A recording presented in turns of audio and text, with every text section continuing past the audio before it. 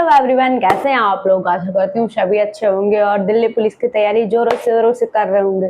तो दिल्ली पुलिस के फॉर्म तो आ चुके हैं, आप लोगों को पता ही है, लेकिन कुछ लोग ऐसे हैं जिन्होंने अभी भी दिल्ली पुलिस का फॉर्म नहीं भरा है। तो बहुत ही अच्छी बात है अगर आप लोगों ने अभी तक दिल्ली पुलिस का फॉर्म नहीं भरा है। ये वीडियो केवल और केवल आपके लिए। अगर आपने अभी तक ओटीआर नहीं किया, दिल्ली पुलिस का फॉर्म नहीं भरा, तो ये वीडियो देखना बिल्कुल भी मत भूलना, क्योंकि इस वीडियो में आप लोगों को बताने वाली हूँ ऐसी कुछ गलतियां जो लोग कर देते हैं जिसके बाद उनका फॉर्म रिजेक्ट हो जाता है। तो अगर आपको सेफली दिल्ली पुलिस का फॉर्म भरना है, दिल्ली पुलिस की भर्ती में पेपर भी देना है, भर्ती में आगे प्रोसेस भी करना है, मेडिकल भी देना और फाइनली यहाँ सेलेक्ट होकर आना है मेरी तरह, तो आप लोगों को ये वीडियो जरूर ही देखनी है और एंड तक जरूर देखना, क्योंकि पूरी वीडियो बहुत ही इंपॉर्टेंट होने वाली है। स्किप मत करना, शायद ऐसा कोई पॉइंट आपसे छूट जाए जिसकी वजह से आपको दिल्ली पुलिस का फॉर्म रिजेक्ट हो जाए। तो चलिए वीडियो को शुरू करते हैं। मैं हूँ सालू, आप लोगों का मेरे चैनल पे स्वागत है। अगर आप पहली बार देख रहे हैं तो चैनल को सब्सक्राइब कर देना, वीडियो को लाइक कर देना, शेयर भी कर देना, क्योंकि आपके दोस्तों भी अगर दिल्ली पुलिस का फॉर्म भर रहा है तो उनको दिखा देना कि अगर कोई भी मिस्टेक होती है तो उसकी वजह से फॉर्म रिजेक्ट हो सकता है। तो चलिए बात करते हैं सबसे पहले ओटीआर की। ओटीआर क्या होता है? ओटीआर होता है वन टाइम रजिस्ट्रेशन। जब भी आप एसएससी की वेबसाइट पे अगर आपने कोई भी फॉर्म नहीं भरा आज तक, किसी भी एग्जाम में पार्टिसिपेट नहीं किए, तो आपको ओटीआर भरना होगा। सबसे पहले एक बार आपको एसएससी की वेबसाइट पे जाके वन टाइम रजिस्ट्रेशन कराना होगा। वो आपको कराते समय आपकी बहुत सारी सावधानियों का ध्यान रखना है। अपना जो आधार है वो लेकर जाना है ओटीआर कराते समय, क्योंकि आप खुद तो करेंगे नहीं कि साइबर कैफे से कराएंगे या फिर लैपटॉप या भैया से कराएंगे। तो आपको वो करते समय क्या सावधानियां रखनी है? आप आधार कार्ड लेकर जाएंगे, ठीक है। आधार कार्ड लेके तो जाएंगे, जब उसमें अपना नाम है उसकी एक एक स्पेलिंग को चेक करना है। एक एक स्पेलिंग वही लिखनी है, अपना नाम, पापा का नाम और मम्मी का नाम अगर पड़ता है वो भी, और मेन है डेट ऑफ बर्थ। तो जो आधार पे सारी डिटेल्स है वो सारी वही लिखना जो आधार पे है। 10th की मार्कशीट में ये सारी एक ही होनी चाहिए। अगर आपने ओटीआर भरते समय प्रॉब्लम कर दी कि दिल्ली पुलिस के ओटीआर में ही आपने अपना नाम गलत लिख दिया, पापा का नाम गलत लिख दिया या फिर डीओबी गलत लिख दी, तो उससे आपका आगे जब फॉर्म भरेंगे तो फॉर्म ही फिल नहीं होगा। अगर फिर हो भी गया तो रिजेक्ट हो जाएगा, क्योंकि जो ये चीजें होती है सेम होनी चाहिए। तो अगर आपने गलती कर दी तो उसके बाद मैं बाद में बताऊंगी कि अगर ओटीआर में ये चीजें आपने गलती कर दी, फिलहाल तो ये गलती करनी ही नहीं है हमें, ठीक है। तो ओटीआर अब आपने भर दिया सेफली, बिल्कुल ओटीआर सही से भर दिया। अब बारी है फॉर्म भरने की। फॉर्म भरते समय आपको क्या क्या ले जाना है? फॉर्म भरते समय यही आपको ले जाना है आपका आधार कार्ड, 10th की मार्कशीट, 12th की मार्कशीट और आय प्रमाण पत्र, जाति प्रमाण पत्र, निवास पर, जितने डॉक्यूमेंट आपके पास है सारे लेके जाने हैं उसको फॉर्म भरवाने के समय।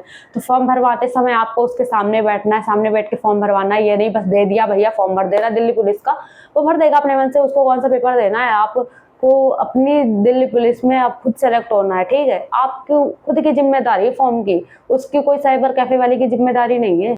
और जब भी आप फॉर्म भर रहे हैं तो एक बात का ध्यान रखना, जो आपके आधार कार्ड में आपका नेम है और वही हाई स्कूल के मार्कशीट पे भी होना चाहिए, वही नाम आप लोगों को फॉर्म में भी भरना है। अपना नाम, पिताजी का नाम, डेट ऑफ बर्थ, इनमें तो गलती बिल्कुल भी नहीं करनी है, ठीक है। ये भरवाने के बाद आपको फॉर्म में फिर एग्जाम के सिटी के बारे में आएगी कि आपको किनको प्रेफर करना। तो आप जिस भी सिटी में रहते हैं वहाँ का नाम सबसे पहले पे रखिएगा, फिर 2 और डाल लीजिएगा डिस्ट्रिक्ट जो आपके घर के आसपास आते हैं। जैसे मेरा लखनऊ है तो मैं लखनऊ सबसे पहले भरती थी, इसलिए मेरा सेंटर लखनऊ में ही आया था। लखनऊ है, कानपुर है, उन्नाव है, ये मेरे आसपास के, तो मैं इनमें ही भरती थी सेंटर। अगर पेपर में सेंटर में दिया होता, अगर आसपास मेरे होता था तो आसपास ही आ जाता था सेंटर।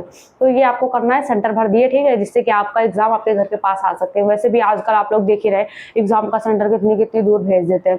ये करने के बाद आपको क्या होगा कि जब पूरा फॉर्म भर देंगे, आप सबमिट कर देंगे, हाई स्कूल इंटर के मार्क्स वगैरह सब कुछ सबमिट करने के बाद, आजाद प्रमाण जो भी लगेगा सब डालने के बाद आपको आएगा कि फोटो अपलोड करनी है। तो फोटो आप लोग याद रखिएगा, आप लोग जो सबसे पहले, मतलब जब आप फॉर्म भर रहे हो उसके सबसे पहले तो फोटो खिंचाइए, 2-4 दिन पहले, हफ्ते पहले, फिर आप करिए नई फोटो खिंचा लीजिए। नई फोटो बिल्कुल मैं ऐड कर रही हूँ, ऐसे फोटो खिंचाना है कि आपको उसमें दोनों कान दिखने चाहिए, बिल्कुल चेहरा साफ दिखना चाहिए और पीछे बैकग्राउंड व्हाइट कलर का, बिल्कुल लाइट कलर का बैकग्राउंड होना चाहिए। तो ऐसी फोटो आपको खींच के लगानी है जिससे कि उसमें कोई भी प्रॉब्लम ना हो, क्योंकि ये रिस्क नहीं लेने वाला है। फॉर्म रिजेक्ट हो गया तो आप आगे चाहे जितनी पढ़ाई कर ले, अभी कोई मतलब नहीं है, फॉर्म रिजेक्ट हो गया अगर तो, ठीक है। तो आपने अच्छे से कर दिया, ठीक है।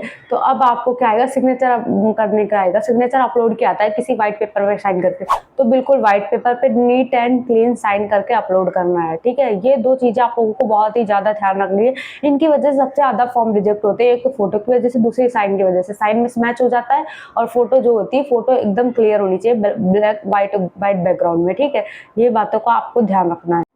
और हाँ, एक बात इस बात का ध्यान रखना, जब आपको कैटेगरी चूज़ करने को है तो आपकी जो कैटेगरी वही चूज़ करिए, ये नहीं एससी है उसको फॉर्म भरने को दे दिया साइबर कैफे वाले को, वो जनरल में डाल देगा आपको, आप एससी के कट ऑफ की तैयारी करते रह जाओगे, आपके अच्छे मार्क्स होते हुए भी आप एससी में नहीं पार्टिसिपेट कर पाओगे, आपको जनरल में डाल दिया जाएगा, जनरल भी कट ऑफ से फाइट करना पड़ेगा। तो आप लोग अपने उसको बता के रखना आराम से कि मेरी जो कैटेगरी है वही डाले, और उसके साथ ही उसका जो सर्टिफिकेट होता है एससी का, जो सर्टिफिकेट होता है स्टेट वाला है सेंट्रल वाला जो लगे वो लगा देना। और सेंट्रल वाला तो फिजिकल में मांगते हैं, फिजिकल में देखते हैं और डॉक्यूमेंट वेरिफिकेशन में जमा करते हैं। तो अगर स्टेट वाला लग रहा हो तो वो आप अप्लाई करवा देना ऑनलाइन। इन सब के साथ ही आपको एक बात और ध्यान रखना है कि जो मोबाइल नंबर अपलोड करना होता है वो एकदम सही मोबाइल नंबर आप लोग अपलोड करिएगा, क्योंकि कई बार ऐसा होता है कोई भी नंबर हम अपलोड करते थे बाद में वो बंद हो जाता है, उसमें रिचार्ज नहीं होता, उसकी वजह से हमारा एडमिट कार्ड फंस जाता है, फिर कुछ भी प्रॉब्लम हो जाती है। तो आप लोग ऐसा मोबाइल नंबर दीजिएगा जो हमेशा चलता हो। अब सबसे बड़ी बात लास्ट में, जब आपका पूरा फॉर्म भर जाए तो आप सबमिट करने से पहले साइबर कैफे वाले से बोल दीजिएगा कि मुझे एक बार अपना फॉर्म चेक करना है, तो इत्मीनान से 5 मिनट एक्स्ट्रा देके, भले उसको 50 रुपये 20 रुपये एक्स्ट्रा देने पड़े दे देना, एक बार पूरा फॉर्म अपनी आंखों से देख लेना, स्पेलिंग मिसमैच हो तो उसको करेक्ट करवा लेना, क्योंकि अगर एक बार फॉर्म सबमिट हो गया तो उसके बाद दोबारा से करेक्शन अगर होगा भी तो वो चीज़ें नहीं करेक्ट हो पाएंगी जो कि आप करना चाहते हैं, ठीक है। तो ये सारी बातों का आपको ध्यान रखना है। अब मैं बात लास्ट में करने वाली थी कि जिनका ओटीआर में गलत हो गया, पापा का नाम या मम्मी का नाम, तो आप लोग ऐसा करिए कि ओटीआर एक नया भरवाइए जिसमें आप अपनी जीमेल से जिससे भरवा चुके हो उसके अलावा कोई और जीमेल हो उससे आप ओटीआर नया भरवा सकते हो, उसके बाद आप दिल्ली पुलिस का फॉर्म भर दीजिए।